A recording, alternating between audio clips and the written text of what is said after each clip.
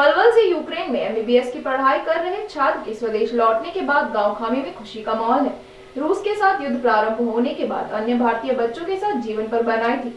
4 मार्च को स्वदेश लौटने के बाद छात्र टेकचंद से हुई बातचीत में बताया, सबसे ज्यादा परेशानी पोलैंड बॉर्डर पर जाने वाले छात्रों को हुई थी। गांव खामी पहुंचे छात्र टेकचंद ने बताया कि रूस ने यूक्रेन की राजधानी कीव पर हमले करने शुरू कर दिए थे, जिसके बाद उन्हें भारतीय एम्बेसी से सूचना मिली कि जल्द से जल्द उन्हें यूक्रेन को छोड़ना पड़ेगा, जिस पर उन्होंने अपने नजदीकी बॉर्डर पोलैंड के लिए प्रस्थान किया। उन्होंने बताया कि जैसे तैसे करके वह पोलैंड के बॉर्डर पर पहुंचे थे, लेकिन वहां से बॉर्डर को पार नहीं करने दिया गया, जहाँ पर 3 डिग्री तक टेम्परेचर था। पोलैंड के बॉर्डर पर उन्हें पीने के लिए पानी तक भी नहीं मिला। ऐसे में एक तरफ भूखे प्यासे और दूसरी तरफ कड़कती ठंड में उन्हें अपना जीवन बचाने के लिए वापस उसी शहर में जाना पड़ा जहां पर वह हॉस्टल में रह रहे थे। बाद में भारत सरकार की मदद से छात्रों को स्वदेश लौटने का सौभाग्य प्राप्त हुआ, जिसे लेकर वह भारत सरकार का आभार व्यक्त करते हैं। अपने गांव खामी पहुंचने पर छात्र ने खुशी जताई, तो वहीं परिवार एवं ग्रामीणों ने भी फूल मालाओं से छात्र का स्वागत किया। इस मौके पर बीवीएन स्कूल के चेयरमैन मोहन श्याम शर्मा, प्रिंसिपल ललित शर्मा सहित गाँव के गणमान्य लोग मौजूद रहे। आप यूक्रेन में युद्ध के दौरान फंसे,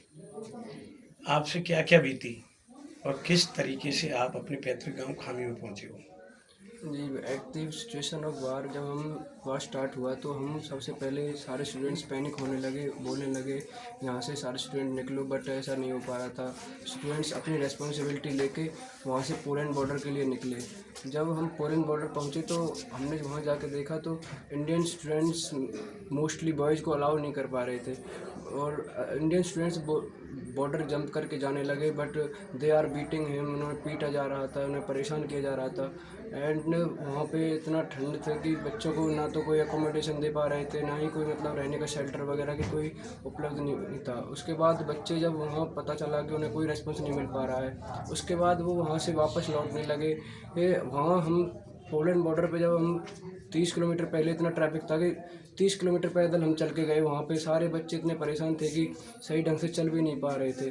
वहाँ से पोलैंड बॉर्डर से हम लौटने के बाद हम अपनी यूनिवर्सिटी के हॉस्टल में आए, एक दिन वहाँ पे रुके। एंड वहाँ पे रुकने के बाद इतना वॉर का सिचुएशन इतना ख़राब होता गया कि वहाँ से स्टूडेंट्स द्वारा निकलने लगे। कोई स्टूडेंट्स रोमानिया बॉर्डर जा रहा है, कोई हंगरी बॉर्डर जा रहा है, कोई स्लोवाकिया बॉर्डर जा रहा है। At the last moment our university decided कि उन्होंने कहा कि हम सारे स्टूडेंट्स को बसों में एक साथ लेके हंगरी बॉर्डर के लिए निकलेंगे।